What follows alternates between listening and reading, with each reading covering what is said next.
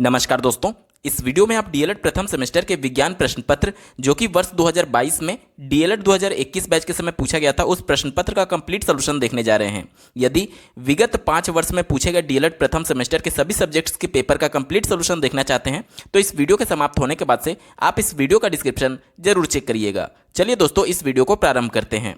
वस्तुनिष्ठ में पहला प्रश्न पूछा गया था, कोशिका भित्ति पाई जाती है।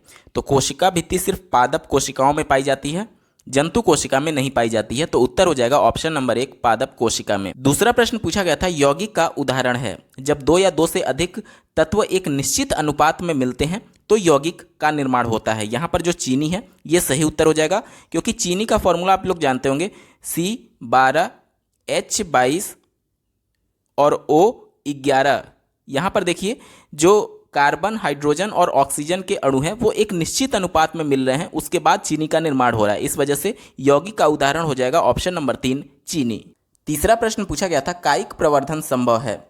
तो कायिक प्रवर्धन जड़, पत्ती और तना तीनों द्वारा संभव होता है। अगर बात करें जड़ों की तो डहेलिया और शतावर, शकरकंद में जड़ों के द्वारा कायिक प्रवर्धन होता है। बात करें अगर तने की तो अदरक, हल्दी, आलू, अरबी, प्याज, लहसुन ये सभी तनों द्वारा इसमें कायिक प्रवर्धन होता है। इसी प्रकार से अगर पत्तियों की बात करें तो अजूबा की पत्तियों में जो किनारे पर अपस्थानिक कलिकाएं या जड़ें उग जाती हैं तो वहाँ पर पत्तियों के माध्यम से कायिक प्रवर्धन होता है। तो यहाँ पर आप देख पाएंगे तीनों के द्वारा कायिक प्रवर्धन संभव है। इस वजह से आपका उत्तर हो जाएगा ऑप्शन नंबर 4 इन सभी के द्वारा। चौथा प्रश्न पूछा गया था, बल का मात्रक है। तो बल का मात्रक न्यूटन होता है। ऑप्शन नंबर 1 सही उत्तर है।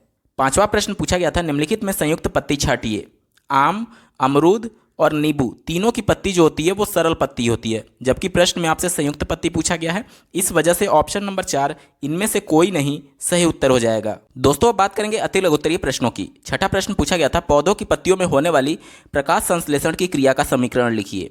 तो कार्बन डाइऑक्साइड जब जल से क्रिया करता है, ठीक है, कार्बन डाइऑक्साइड ये 6 हो जाएगा और इसके बाद से 6H2O और प्रकाश की उपस्थिति में ये अभिक्रिया होती है। तो यहाँ ऊपर आप लिखेंगे प्रकाश ऊर्जा और उसके बाद से ग्लूकोज का निर्माण होता है, यानी कि C6H12O6, ठीक है, ये ग्लूकोज हो गया और ऑक्सीजन मुक्त होती है। तो ये समीकरण हो गया प्रकाश संश्लेषण का। सातवां प्रश्न पूछा गया था, 4 सेंटीमीटर त्रिज्या के वृत्तीय पथ पर एक कण आधा चक्कर लगाता है, तो इस दशा में कण द्वारा तय की गई दूरी और विस्थापन ज्ञात करिए। प्रश्न में यह पूछा जा रहा है कि देखिए एक वृत्ताकार पथ है, ठीक है, जिसमें एक कण आधा चक्कर लगाता है, पूरा नहीं आधा। तो यहाँ से मान लीजिए ये चलना शुरू कर रहा है, तो जो मैं डार्क पार्ट कर रहा हूँ इतना ही दूर ये चल रहा है, देखिए आधा, बस यहाँ पर आकर के रुक गया, तो ये आधा चक्कर हो गया, ठीक है।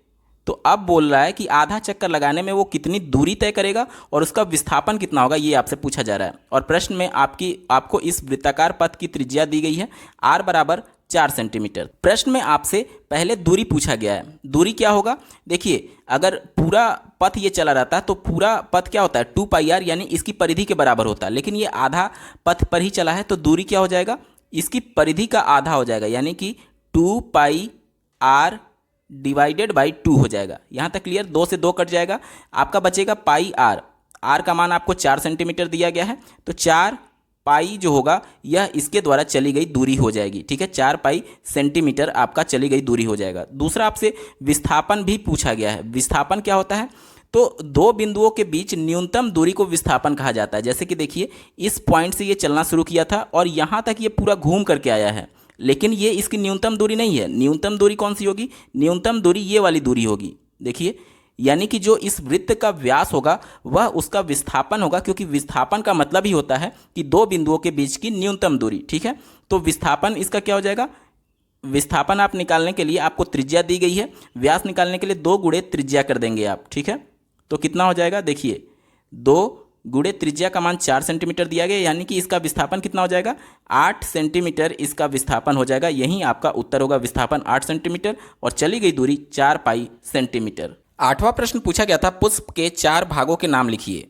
तो पुष्प के 4 भाग आप लिख सकते हैं, पहला पुष्प आधार, दूसरा बाह्यदल, तीसरा पंखुड़ी, चौथा पुंकेसर, पांचवा अंडप या फिर कार्पेल।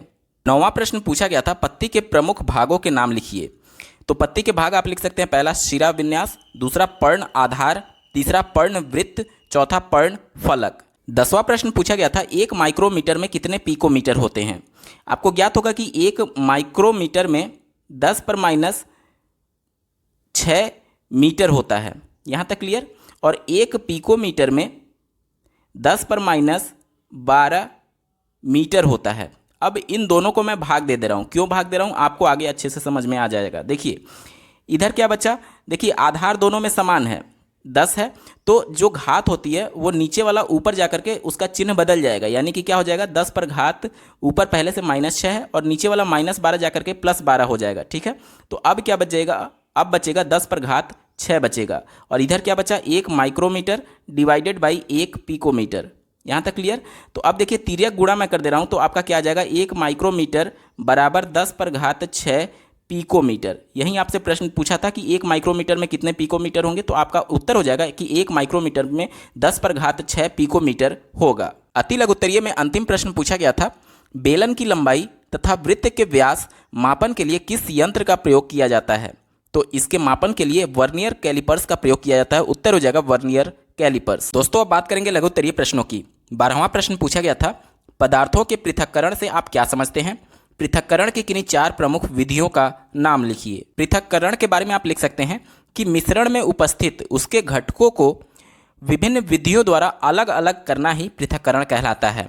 जैसा कि आपको ज्ञात होगा कि मिश्रण में जो अवयव मिले होते हैं वो बिना किसी निश्चित अनुपात के मिले होते हैं और इनको अलग अलग निकालना ही पृथक्करण कहलाता है।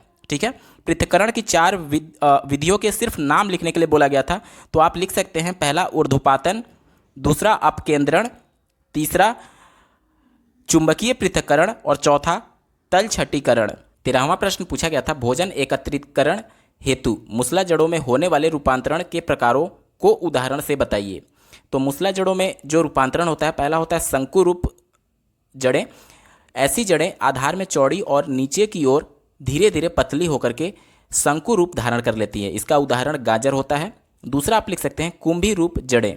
इन जड़ों में बीज पत्राधार फूल करके लट्टू जैसा हो जाता है, जैसे कि शलजम हो गया, चुकंदर हो गया। तीसरा आप लिख सकते हैं केदिल जड़ें। ऐसी जड़ें मोटी और किसी भी आकार में फूली होती हैं, जैसे कि मिराबिलिस की जड़ें। तो ये आप लिख सकते हैं। बात करेंगे प्रश्न संख्या 14 की, कायिक प्रवर्धन से आप क्या समझते हैं। पत्ती द्वारा कायिक प्रवर्धन को उदाहरण से समझाइए। कायिक प्रवर्धन, जिसे वर्धी जनन के नाम से भी जाना जाता है, यह अलैंगिक जनन की वह विधि है जिसमें पादप शरीर के किसी भी कायिक भाग, जिसमें पुष्प शामिल नहीं होता है, यानी पुष्प को छोड़ करके किसी भी कायिक भाग से नए पौधे का विकास हो सकता है। साथ ही आपसे पूछा गया था कि पत्ती द्वारा कायिक प्रवर्धन को उदाहरण से समझाइए। तो अजूबा का जो पौधा होता है उसकी पत्तियों के किनारों पर जो अपस्थानिक कलिकाएं या जड़ें उग जाती हैं और प्रत्येक कली एक नए पौधे को विकसित करती है। 15वां प्रश्न पूछा गया था, किसी वस्तु का रेखीय संवेग कब संरक्षित रहता है। तो जैसा कि आपको लोग जानते होंगे कि संवेग का जो सूत्र होता है P बराबर mv, यही न्यूटन के गति का दूसरा नियम है, P बराबर mv, जिसमें अगर किसी पिंड पर कोई बाह्य बल ना लगाया जाए तो न्यूटन के गति के पहले नियम से उसका जो वेग होगा वह अपने उसी वेग से चलता रहेगा जब तक कि कोई बाह्य बल ना लगा दिया जाए। ठीक है, तो अगर बात करें m1 v1 जो कि वस्तु का पहले संवेग था और m2 v2, अब चूंकि वस्तु एक ही है तो m1 m2 तो बराबर होंगे। और यहाँ पर अगर v2 बात करें तो जब कोई बाह्य बल फोर्स नहीं लग रहा है उस कंडीशन में v1 जो है वो v2 के बराबर हो जाएगा, यानी कि जो m1 v1 का गुणनफल है वो m2 v2 के बिल्कुल बराबर हो जाएगा। ठीक है, तो इसका संवेग संरक्षित रहेगा, कब रहेगा, जब तक कि उस पर कोई बाह्य फोर्स यानी बाह्य बल ना लगाया जाए। उम्मीद करता हूं आपको अच्छे से समझ में आया होगा। बात करेंगे प्रश्न संख्या 16 की, तत्व तथा यौगिक में अंतर लिखिए। तो तत्व में आप लिख सकते हैं कि जब कोई रासायनिक पदार्थ एक ही प्रकार के परमाणुओं से मिलकर के बना होता है तो उसे तत्व कहते हैं। और यौगिक की अगर बात की जाए तो वह रासायनिक पदार्थ जो अलग अलग प्रकार के तत्वों के परमाणुओं से मिलकर बना होता है उसे यौगिक कहा जाता है। तत्व के उदाहरण में आप लिख सकते हैं जैसे कि सिल्वर हो गया, गोल्ड हो गया, Au हो गया, ये सभी तत्व हैं। ठीक है, बात करें यौगिक की तो यौगिक तत्वों का निश्चित अनुपात में एक तरीके से मिश्रण कहा जा सकता है उसको। जैसे कि जल हो गया तो इसमें हाइड्रोजन और ऑक्सीजन के एक निश्चित अनुपात मिलकर के जल का निर्माण होता है। इसी प्रकार से सोडियम क्लोराइड हो गया जिसमें सोडियम और क्लोराइड एक निश्चित अनुपात में मिले होते हैं। तत्वों में आप लिख सकते हैं कि तत्वों को चिन्ह या प्रतीक चिन्ह के द्वारा प्रदर्शित किया जाता है, यौगिक को उनके रासायनिक सूत्र के द्वारा प्रदर्शित किया जाता है। तो ये कुछ प्रमुख अंतर आप लिख सकते हैं। बात करेंगे प्रश्न संख्या 17 की, दोलन तथा कंपन गति में उदाहरण सहित अंतर स्पष्ट कीजिए। तो पहले बात करेंगे दोलन गति की। तो जैसा कि आपने देखा होगा, जो पेंडुलम वाली घड़ी होती थी वो ऐसे कुछ लटकी रहती थी पेंडुलम यहाँ पे, और यहाँ से ये एक बार इधर ऐसे जाता था पेंडुलम और एक बार इधर पेंडुलम जाता था, यानी कि किसी निश्चित बिंदु, ये एक निश्चित सापेक्ष बिंदु हो गया, इसके इर्द गिर्द घूमना ही दोलन गति कहलाती है। जैसे कि देखिए इस पॉइंट के सापेक्ष दोनों तरफ एक रेखीय गति दोलन गति कहलाती है। अगर बात करें कंपन गति की, तो कंपन गति में जैसे मान लीजिए कोई गिटार हो गया, तो गिटार के जो तार होते हैं उसको जब बजाया जाता है तो ऐसे ऐसे ऐसे ऐसे कंपन करते रहते, तार कंपन करते रहते हैं, तो वो कंपन गति हो गया। तो ये आप उदाहरण देकर के अंतर स्पष्ट कर सकते हैं। दोस्तों, हम लोग वीडियो के बिल्कुल अंतिम पड़ाव में आ चुके हैं। अभी तक का ये वीडियो आपको कैसा लगा कमेंट करके जरूर बताइएगा, क्योंकि आपका एक कमेंट मुझे मोटिवेट करेगा ऐसे ही महत्वपूर्ण वीडियो लाने के संदर्भ में। प्रश्न पत्र का अंतिम प्रश्न पूछा गया था, बीजांड की आंतरिक संरचना का नामांकित चित्र बनाइए। स्क्रीन पर आप बीजांड का नामांकित चित्र देख पा रहे हैं। आपसे वर्णन करने के लिए नहीं बोला गया है, सिर्फ आपको चित्र बना करके और इसका नामकरण कर देना है। दोस्तों, यहाँ पर पूरा पेपर आपका सॉल्व हो चुका है। आपको ये वीडियो कैसा लगा कमेंट करके जरूर बताइएगा। साथ ही विगत 5 वर्षों में पूछे गए डीएलएड प्रथम सेमेस्टर के सभी सब्जेक्ट्स के पेपर का कंप्लीट सोल्यूशन देखने के लिए इस वीडियो का डिस्क्रिप्शन जरूर चेक करिएगा। इस वीडियो को देखने के लिए आपका बहुत बहुत धन्यवाद। भगवान करे आपका दिन शुभ हो।